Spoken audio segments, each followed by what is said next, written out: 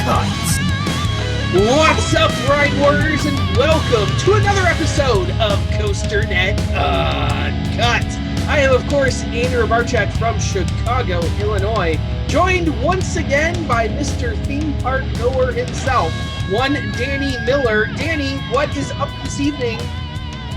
You know, not a whole heck of a lot. It's just rain up here in the Northeast. Here, man. You know, it's ridiculous. And, so some people at work have been asking me, where are you going this weekend? What theme park are you going to this weekend? Where'd you go last weekend? And really the answer more often than not has been nowhere lately. Number one, it's well known that I did a ton of trips last year with all the new rides that opened up, and we went to the Pacific Northwest, which had been on our list for many years, and we hadn't been to Texas in 4 or 5 years, so we went back down to Texas. We went to Northern and Southern California. We did Florida for Halloween. We did everything. We did almost everything imaginable last year. So we're not really going to a lot of parks, and that was by design. We mentioned this last year because of the Europe trip that we got coming up here. There it is. There it is. Right. Rob Dole, it took a minute and a half, but we mentioned it there. But no, that's eating up pretty much all my vacation time, because that's more than 2 full weeks coming up here the first 2 weeks of August. So by design, we did a lot of traveling last year, knowing that we weren't going to be doing almost any traveling this year, except for maybe, weekend trips, and maybe when the holiday weekends present a 3-day weekend opportunity. So, and the few new rides that are here for 2019, a lot of them aren't open yet. Steel Curtain, not open yet. Max Force, we just found out today, is going to be opening up their 4th of July weekend. The media day is coming up in about 2 weeks or so. Yukon Striker, we're going to get to in September for the ACE event, have already done Copperhead Strike with the Coaster Crew back in April. So really the big new rides either aren't open yet, or have ridden 1 or 2 of them and planning later in the year. So Andy, for the most part, I've kind of just been, hanging low. I've gone to Knoebels once, done a few local parks here and there, but generally speaking, haven't done a whole heck of a lot. Did Six Flags America just because, Firebird opened, so got to basically ride Apocalypse sitting down. That's, fine. But I've been doing some different things, a buddy of mine I went to college with, he got free The Who tickets Memorial Day weekend. Went to see The Who for free. Then in Philadelphia. We're losing subscribers now. Like, come on. Like, I've basically been doing everything but theme parks lately, and the weather hasn't been conducive. And you haven't been doing a whole heck of a lot of travel. Well, I had 2 glorious weekends, one at Hollywood Nights, one at Cedar Point Coaster Mania. Hollywood Nights was great. So, like, I feel like I've had a full coaster season in just 2 weekends. Because, Hollywood Nights was just completely insane from start to finish. We've talked about that ad nauseum already. Coaster Mania, also amazing rides on Maverick once again. So I feel like I've had a full season, but there's a few things coming up that I didn't think I would get down to Copperhead Strike this year, but it sure seems like I might be hitting up Copperhead Strike. You're going to end up going.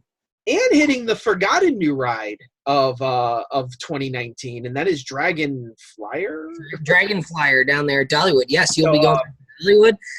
You'll get to talk about how much you dislike Thunderhead again. So I won't even write it. Like, let's be honest. Well, yeah. So but I mean that just goes to show. And we've been doing a fair amount of shows here, which is very atypical of us in the summertime, because we're often out and about traveling. So I guess the benefit of us not doing a whole heck of a lot of big trips here, at least the first half of the summer, is you guys are getting more videos and more content here. And and this is a show that we kind of teased this show here tonight on an update a few nights ago, when we talked about Cedar Fair buying 2 of the Schlitterbahn parks, and we alluded to some ideas that we had for some other parks that might be purchasable, or maybe should be looked at by Six Flags or Cedar Fair in particular about being purchased, and people were intrigued by that notion. So people have been asking us. So we decided, we've got, we're sort of in this weird stage right now because usually towards the end of June, we're right in the middle of all the teaser campaigns for the following season's ride. And Andy, we know that we're getting at least 3 big roller coasters next year, and we don't have teasers for a single one of them. We found out today that Hershey Park is going to be announcing their ride on July 24th. No teasers so far. Well, they've already announced that, right? But the actual roller coaster, they're going to be announcing all the details for.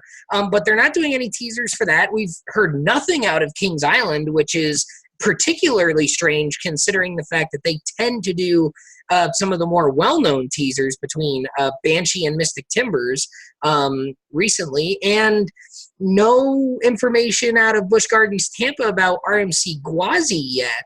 Now they've semi-announced that as well, but no details. And well, Danny, I need those people listening right now who live in or around Dorney Park and Worlds of Fun to start looking hard. Because that's where it's at, baby. We've been saying this for years. These 2 parks are due. They're due, Danny Miller. So if you are in or around those parks, start looking, sending this stuff.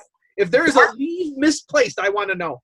Parks like Dorney Park, we've been saying that Dorney Park's been due for a new ride for nearly a decade. And they did teasers last year.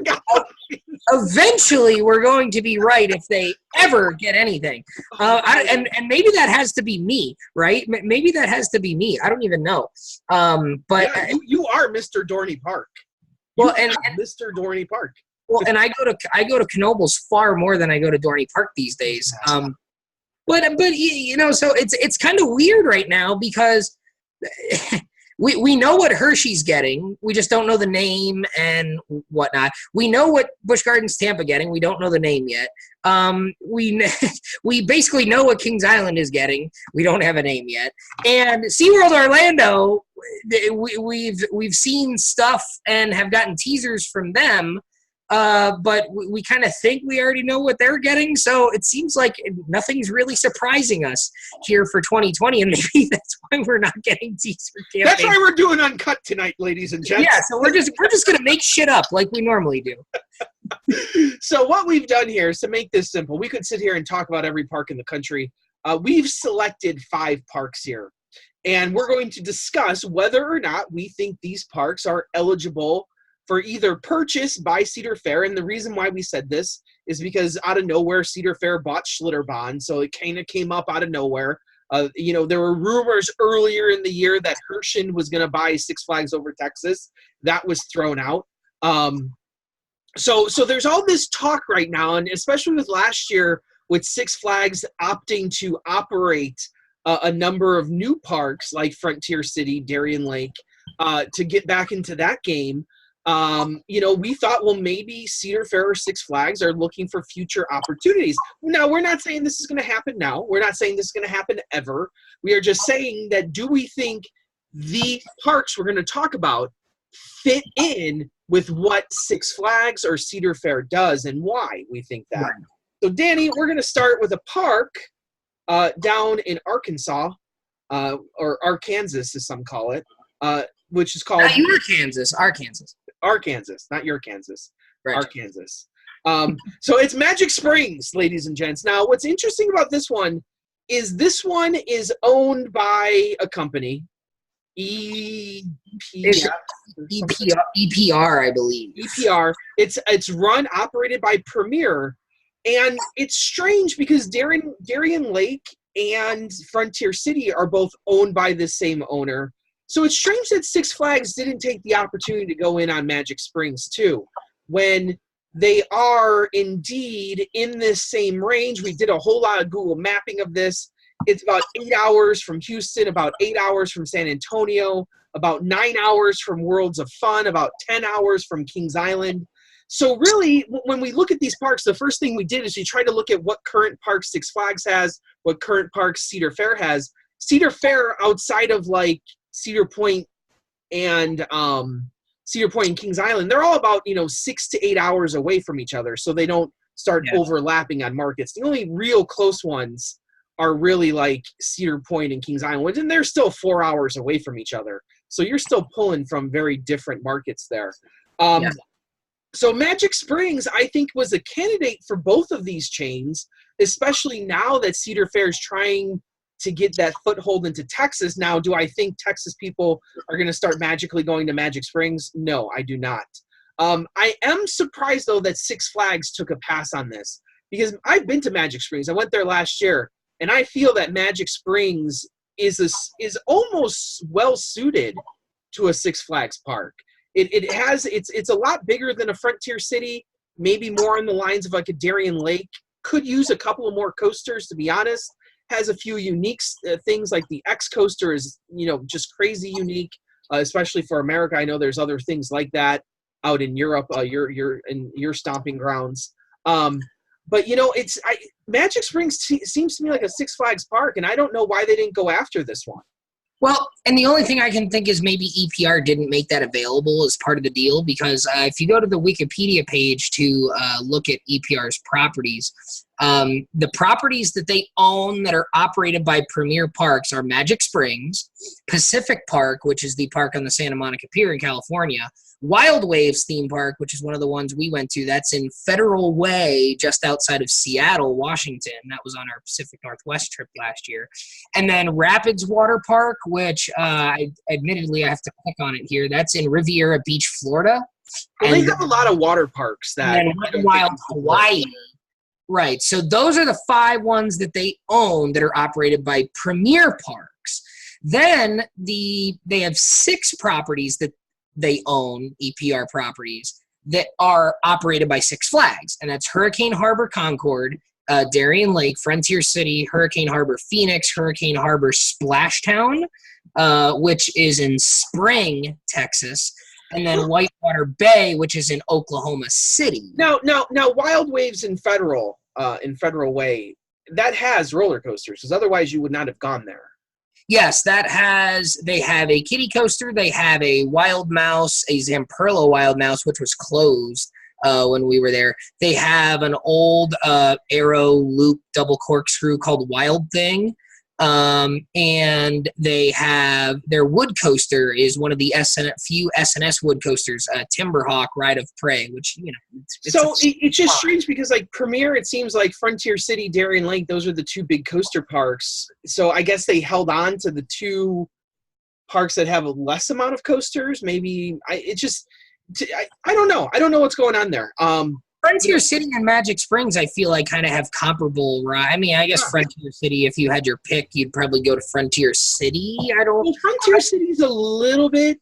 I mean, they both have a wood coaster, right? Frontier City has the Schwarzkopf Looping Star. Yeah. You've got X Coaster at Magic Springs. Does Magic Springs have an SLC as well? They have a mine train called Big Bad John. They have the Arkansas Twister. They have the X coaster. They have a kiddie coaster. Hold on. Roller coaster database is being. I do 4 coasters. I thought they had a 5th coaster. They do. Yeah, they have an SLC called Gauntlet. Oh, I don't remember it because it was not open. Ah, okay. That would be why. That's why. Okay, so I don't remember. They have 5 roller coasters. They have the Diamond Mine Run, which is the kiddie coaster, the Big Bad John, Arkansas Twister, Gauntlet, and X Coaster. And then if we look at Frontier City, they also have 5. They have Diamondback, which is the Arrow Shuttle Loop.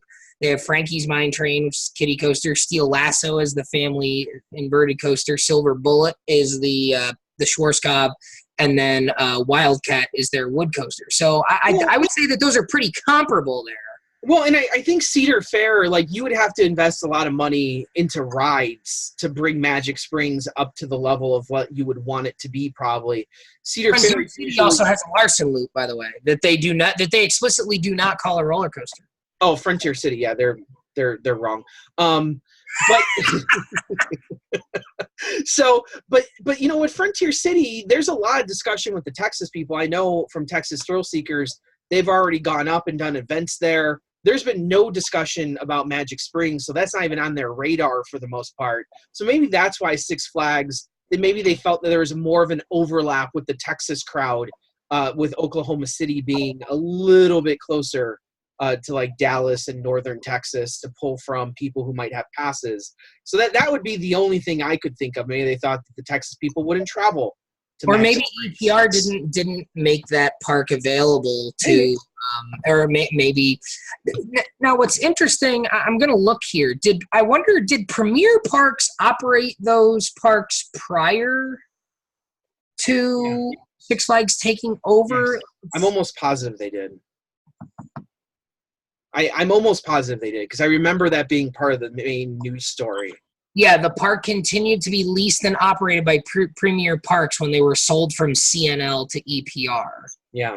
Okay, so basically they transferred operation to Six Flags from. Yeah. So my guess is that Premier Parks probably had something to do with that and didn't give that up, or maybe there was a different terminology in the contract there. I don't know. Or maybe the contract with Premier just ran out and those parks ran out. I have no idea. We're speculating. It's all crap now. Let's move on to the next park, because the next park's more interesting. Because who wants to talk about Magic Springs for that amount of time that we just did? Well, we just did. So. So the next one is an interesting one. It's Holiday World. And Holiday World, everyone's going to be like, no. The Koch family needs to keep it. I think both of you and I will agree with that.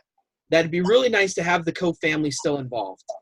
But my impression is that Holiday World hasn't grown the way that they have expected to with the addition of Thunderbird. When Thunderbird was first built, there was a big push, commercial advertising, to try and get other markets into Holiday World. They were having advertisements here in Chicago for Holiday World. St. Louis. And since then, it's kind of disappeared altogether. So I feel as if that campaign didn't work, that people just didn't buy into Thunderbird, even though Thunderbird's an outstanding roller coaster. Voyage is an outstanding roller coaster. Raven is an outstanding roller coaster. Legend is there. Even though all those are facts, they just can't draw people into that park. And I think it's because it's in the middle of nowhere. It's not situated well with hotels and other amenities going on around the park. It's 6 hours from Chicago, which is right outside the range. A lot of people want to drive for something. Yeah. And I feel as if a company like Cedar Fair, I feel as if Cedar Fair came in there, because you've always said, when you walk into Holiday World, you kind of feel like these coasters don't belong here. That the park has like that small time feel, but yet these coasters are world-class coasters. Anywhere you would go, you can't find a small park with coasters like that anywhere. And the phrase that I like to use is, when you go to Holiday World, you, especially during Hollywood Nights, you quickly realize how grossly out of place all four of those rides really are. You could make the argument that maybe Raven sort of belongs. It's shorter. It's not quite as intense as the others, but specifically Voyage and Thunderbird definitely are very grossly out of place. And I'll throw two more in there. Mammoth and Wildebeest are equally as out of place. Yeah. In a water park like that. And I feel as if Cedar Fair came in there, and Cedar Fair is all about the resorts now. I don't think it's just a buying this property thing. I don't think it's just a buying this park thing. I think it's buying this park and then building an entire resort onto it and making it a destination park like Cedar Point. You got the Santa Claus Land gimmick already going for you. Like you can theme it out that way. And I feel this is not a Six Flags move in my book. Six Flags, this would not be a good move. I think Cedar Fair is the only company, and I equate Holiday World a lot with Schlitterbahn in my mind right now. That Schlitterbahn New Braunfels has that mystique about it, has that world-class, wins golden tickets, wins awards, wins all of this. And I feel as if in their DNA. Yeah, and they already have the resort there. And I feel as Cedar Fair came into Holiday World, built the resort onto it, And I know a lot of people like the camping, and a lot of people like staying at Santa's Lodge that's down the block. But Santa's Lodge, I stay there every year. It's dated. It's very dated. The camping, not everyone likes to camp. But maybe Cedar Fair comes in and buys up a whole lot of that. And I can't imagine how much money they'd have to throw around. They just threw around $261 million to buy Schlitterbahn. So how much would it take to buy all of Santa Claus, Indiana? I don't think it's much more to buy the whole city. No, I don't know. This is one of those, and you would have to question what the intent would be, right? To make money, to get people there. Because right now the place is full on some days. The place is crowded, but it's my impression, and I could be completely wrong on this, is that it's not doing as well as probably a lot of people hoped after Thunderbird. Yeah, and to me, Holiday World is not a place that I would ever see Six Flags going after. Because I think they have too much around it.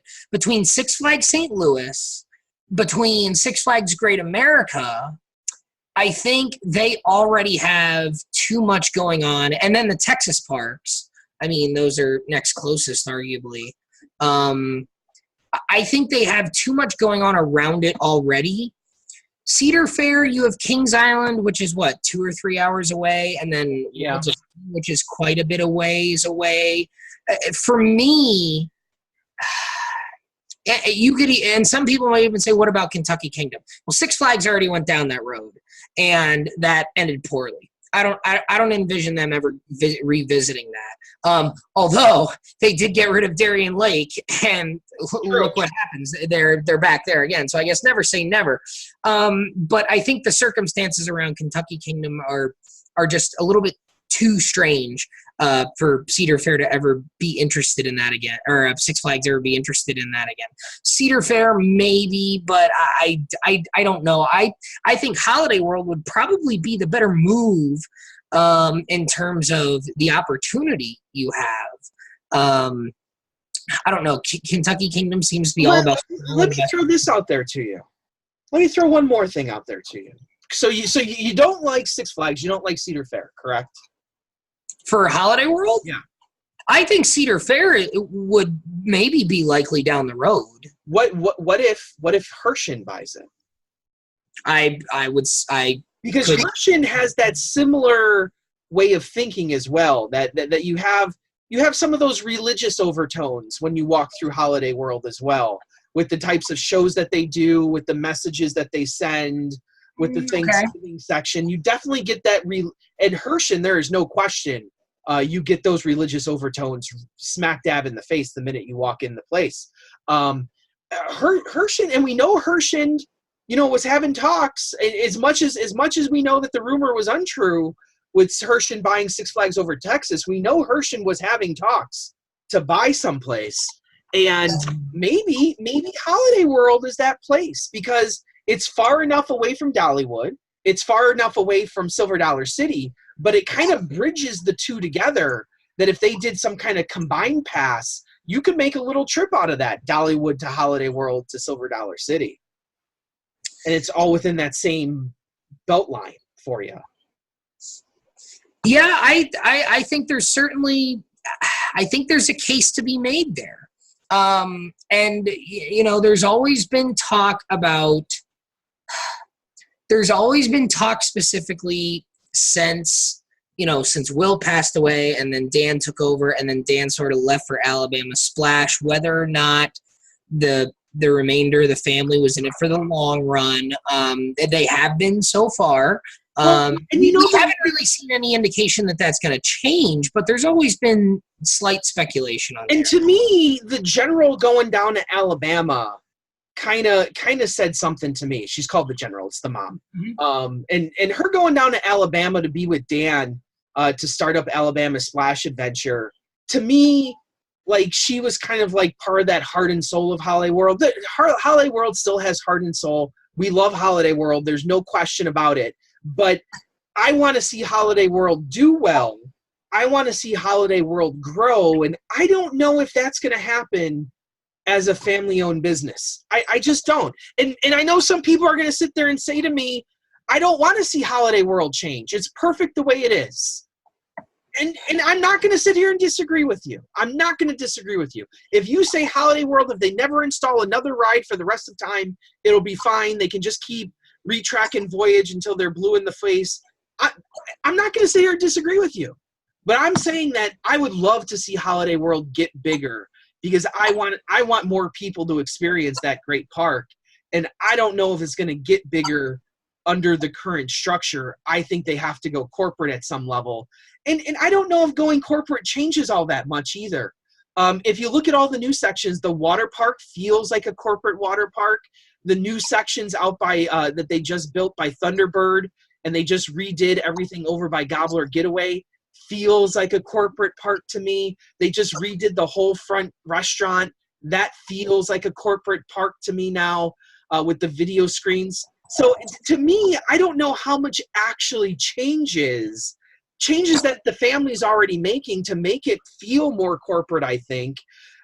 I don't know if Cedar Fair or Herschend comes in if you really experience that much change. And I think Herschend's a great company.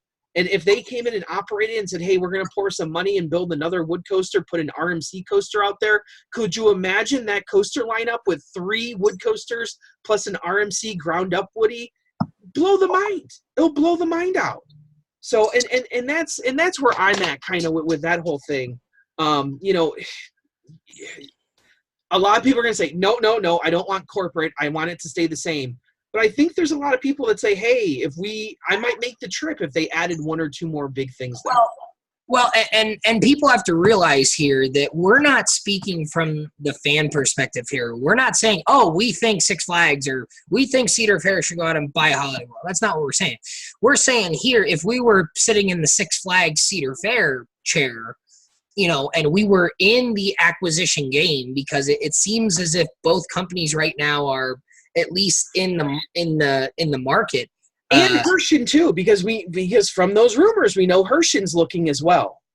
Right. So if we're sitting there as park executives and we're looking to acquire parks to broaden our portfolio and, you know, open up the marketplace a little bit, what places are we looking at as possible options? And I personally, I think Holiday World would be right at the top of that list. Absolutely. Holiday World, if I was buying a park today, would be the number 1 place I'd be looking at if I was a corporate entity.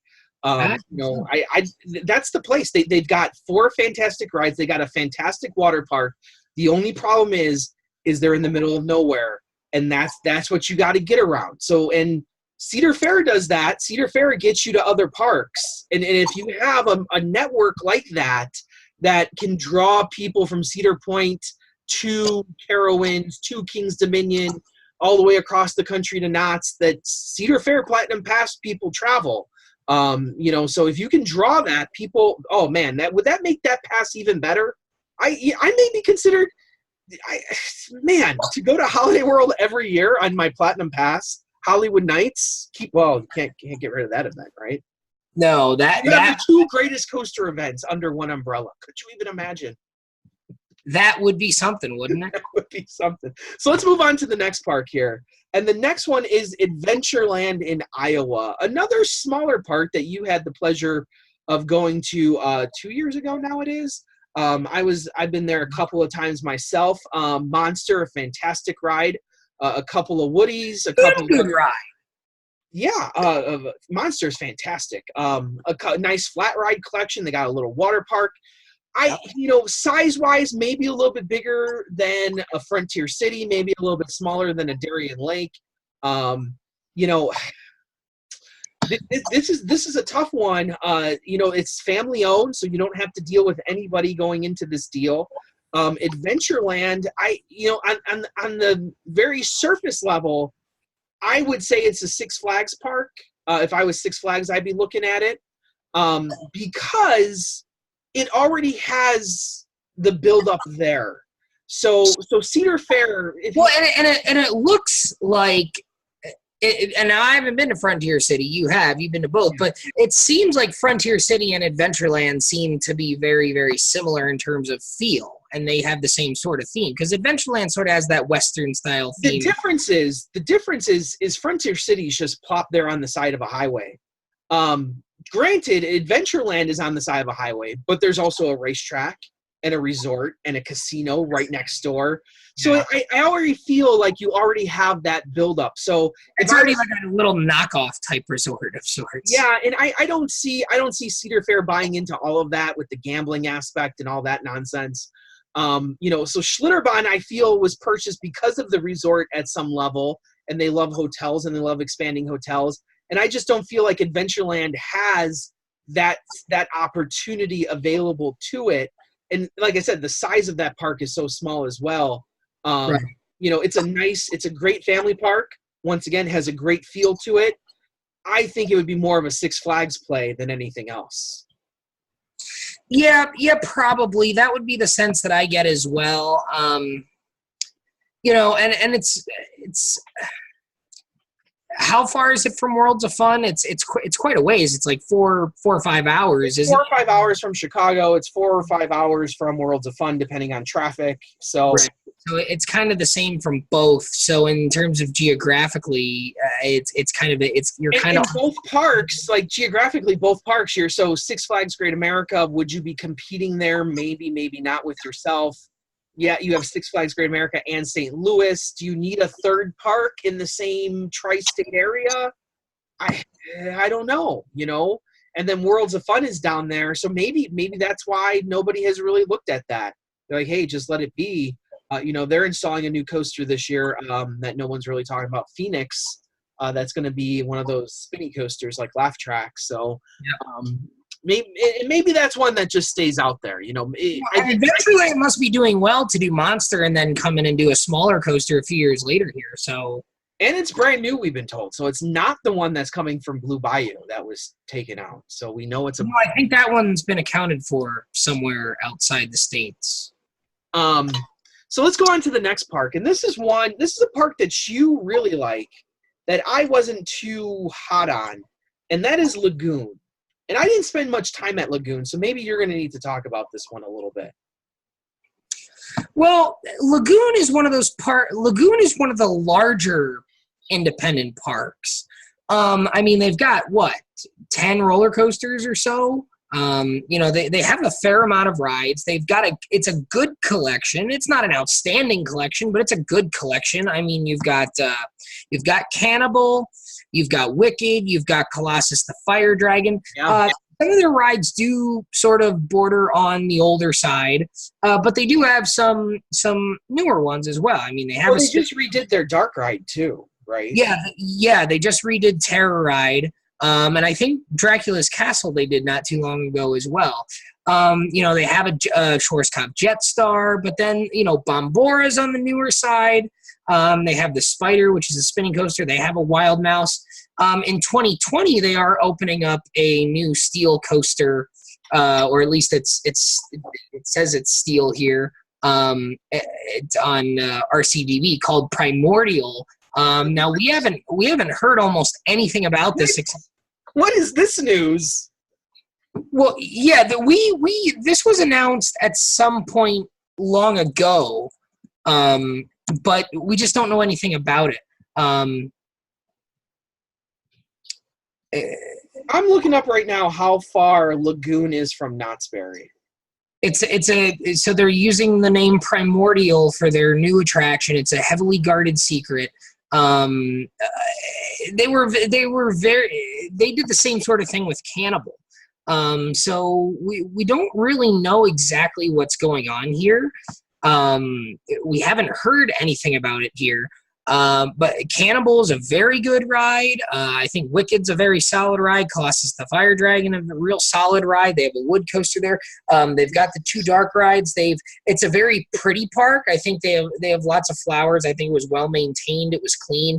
They have a pretty decent flat ride collection. They have a good collection of family rides as well. It's a very family-oriented park with a few major thrill rides here and there. Lagoon, to me, was a very well-rounded park, and I think that's what makes it very intriguing, is that and there's really no competition out there, right? So you would kind of be out on your own. Now you're just drawing from the one major market there in Salt Lake City, but it is a pretty big city. And if you continue to slowly invest, or, you know, maybe you just take a little bit off the top and eventually put in a big ride to really spike your attendance and then sort of maintain it for a while. I mean, there's plenty of room out there. Now, I don't know how much of the land around the park that they actually own, but there is plenty of room around there. I think Lagoon is a very well-rounded park.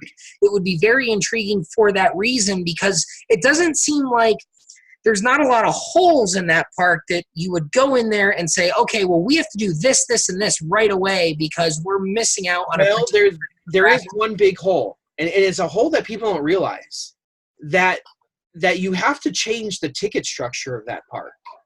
Because right now you can walk in and pay, and really there's no turnstile that you walk through, that you can walk into that park and buy a wristband to get on the rides, but you don't have to pay to enter the park.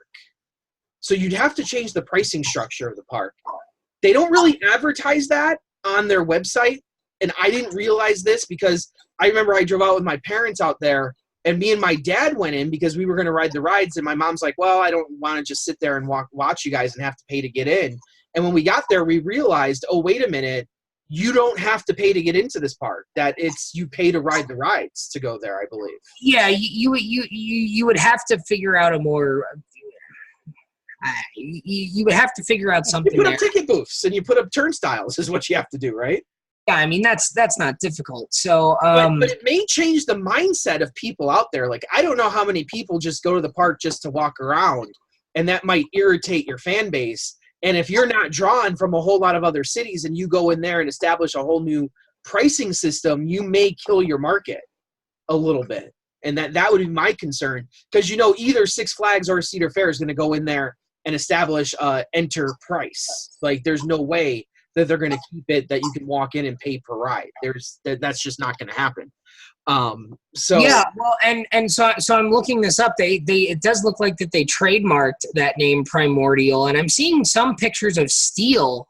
It looks like black supports that are all over the parking lot of sorts, and just a little bit of the things that I'm seeing is that it's going to be an indoor outdoor sort of combination coaster, indoor outdoor type thing.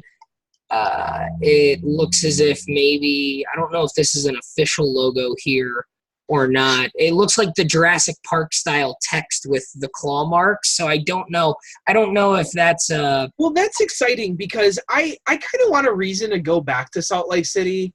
And maybe a new coaster would get me out there because some of the coasters were closed when I was there. I really like Cannibal. I'd like another shot at that. But there's another thing in Salt Lake City that is a little bit more intriguing to me, and that is Evermore Park.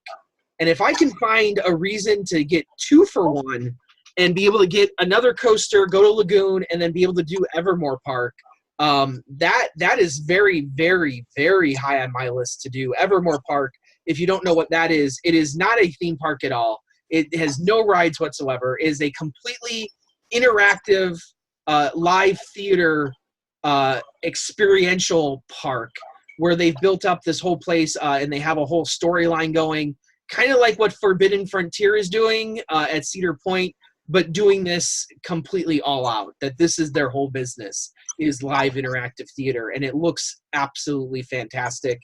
They just opened up at the end of last year. They did a Halloween event. They're now in their first summer event. They did a little Christmas event. So I would love to get back out to Salt Lake City to experience Evermore. And if I can get to Lagoon and hit a new coaster too in 2020, that might be on my list of things to do. And maybe one Brian Bass might want to join me for that trip. You know Brian Bass. But Lagoon, so you didn't say, did you think it's Cedar Fair? Did you think it's Six Flags? I don't know. I don't get a good feel. I think it could be either one, just because it's so far away from everything. I looked it up. It's 11 hours from either of the California parks, so it's not like if I had an inkling, I would say Cedar Fair, just to go with my gut. It feels more like a Cedar Fair park. I'm seeing all sorts of stuff about this primordial ride, and it looks like there's a whole bunch of different ideas out there for this. I'm assuming it's being done in-house again. Seeing everything from, maybe. It looks like there's anything from like an indoor-outdoor gaming type coaster to possibly one of the S&S steeplechase style rides that's dinosaur themed to sign me up now. to something else entirely. It seems like there's even less known about this at this point than there was about Cannibal when they were building that. That's, and again, Lagoon is so far away from both of us that they there could be, and so few people go there because we don't know anyone who lives out there. So they could have the ride completely built, and all the locals could know exactly what it is, and we'd have no clue. So if anyone knows more about this primordial ride, please let us know, because it looks interesting, and Lagoon did a really nice job with Cannibal. So if they're doing another in-house type project, and they do it the way they did Cannibal, then perhaps there's a new reason to go back out to Farmington, Utah sooner rather than later again. I don't know, Andy, but I think that's certainly an option for one of these parks. They seem to know what they're doing, and they're probably not doing too bad out there for themselves. So the last park we're going to look at is another park. I've never been to this one. This is the only park on this list I have not been to. You have been last year, and that is Silverwood, a park out there in Coeur d'Alene, Idaho, as you like to say. Yes, and Silverwood is interesting because, much like Lagoon, it is out in the middle of nowhere. It's very far away from anything. It's in the technically it's in the town of Athol, which is the town that everyone knows out there is Coeur d'Alene, which is the ski resort town just a few miles south of where the park actually is. Coeur d'Alene, Hayden is where RMC is based, just a few miles away. When we went there last year, we actually drove by the RMC building as well. Silverwood is one of those parks that, much like Lagoon, since it is in the middle of nowhere, it provides good opportunity because there's not competition. However, that's also reason to maybe not invest as heavily because there's not other options, right? Well, at least with Lagoon, you have Salt Lake City. Salt Lake City is a big city. It's a big city. I don't know what number it is on the list, but it's a major city. Spokane, Washington, not so much of a big city in my mind. Like when I think of like big cities in America, Salt Lake City, pretty big. Spokane, not that big. Salt Lake City, if I just Google Salt Lake City metro population, comes in at the 48th largest in the United States at about 1.2 million. That's the Salt Lake City metro area population. So if I look at Spokane, Washington, it's 98th at 573,000. So less than half the size. And there's there's not a whole heck of a lot bordering. I mean, we were out there. Salt Lake City does have some, suburbs that are somewhat decently populated. Spokane, Washington, not so much. Spokane, Washington, if you're outside of Spokane, it looks like you're in a desert. And I feel like Salt Lake City is an up-and-coming city because California, right now, if you study anything about the West Coast, the entire West Coast is like emptying. It is so expensive to live there. People are flooding out of California into any other market they can find. Vegas, Arizona, Denver is having a huge influx of people. Some of my friends are just moving to Denver, and they said they can't believe the housing market out there and how expensive it is. And I'm sure Salt Lake City is experiencing that as well to some extent. I don't know for sure, but Salt Lake City could be on its way up, which would be a better look at Lagoon. The more people you have, the more tickets you can sell. But I don't know about Silverwood. I think Silverwood is just too far removed. How far is it from Seattle? It's about a 6-hour drive from Seattle all the way through the Cascades and basically the entire length of the state of Washington. And is it picturesque around Silverwood? Is it Silverwood is a very pretty park. It's out in the middle of some barren land, and it's got some hills and whatnot. But Silverwood itself is very, very pretty. I would say we sort of made the comparison that Silverwood sort of felt like what we think Knott's Berry Farm might have been back in the day before it really got built up.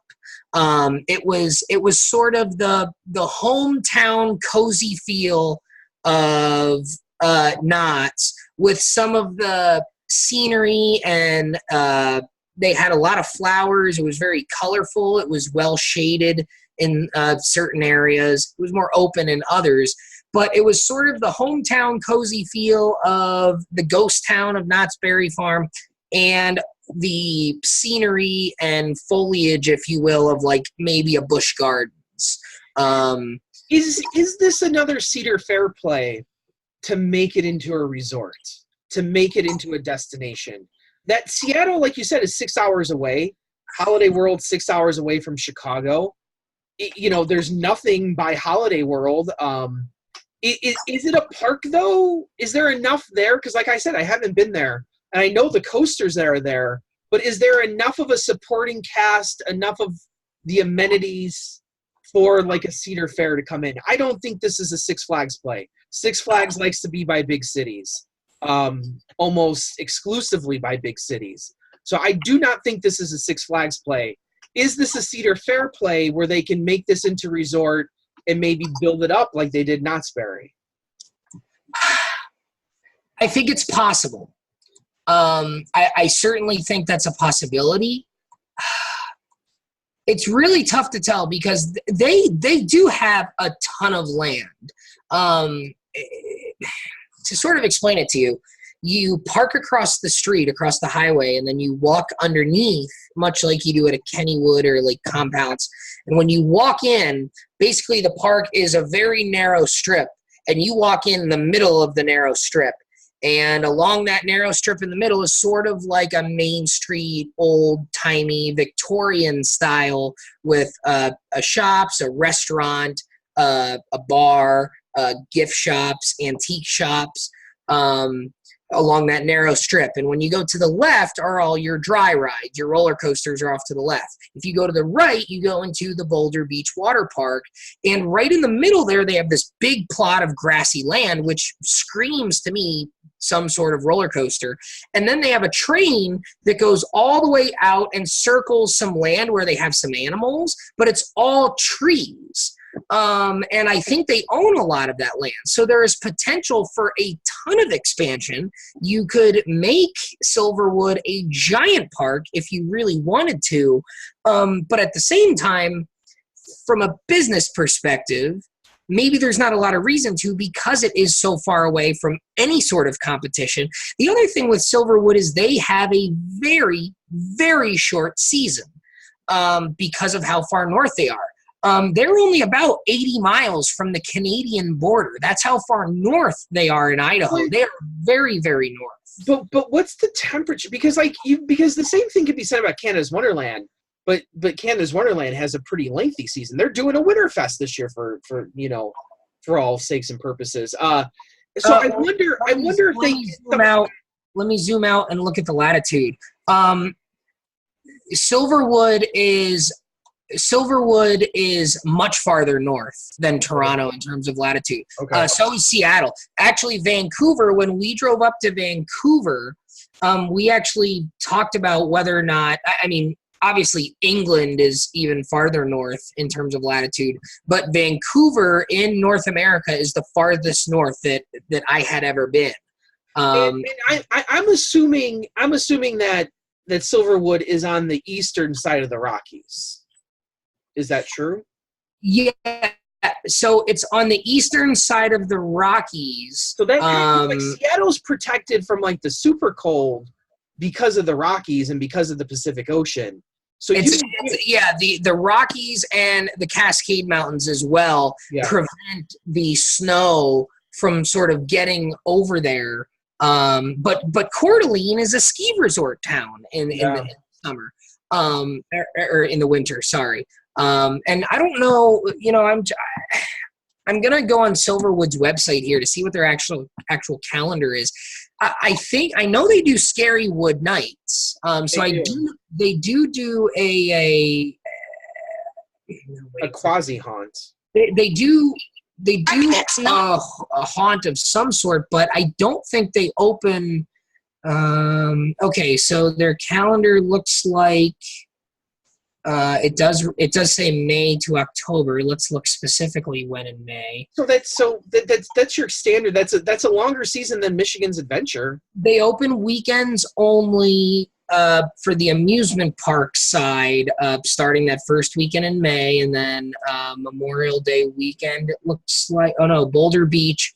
Boulder Beach opens up usually this year it was the second weekend in June, so a week or two after your. And to be honest with you, Cedar Point Shores has not been open very long either. I get messages every day from the Cedar Point app saying that Cedar Point Shores is closing early because of weather. So and then after Labor Day weekend, the water park closes, and then it's just the theme park until. Well, that's the same season as like a Valley Fair or. So that's basically Cedar Point season. Yeah, is essentially what it is. So I guess it's not. Now, in October for Scarywood, they're only open in the evenings from 7 to 11 on Thursdays, Fridays, and 7 to midnight on Saturday. So, I mean, they only do the evening time. But, again, I think it's potential if you were looking at a place that you could invest in and expand.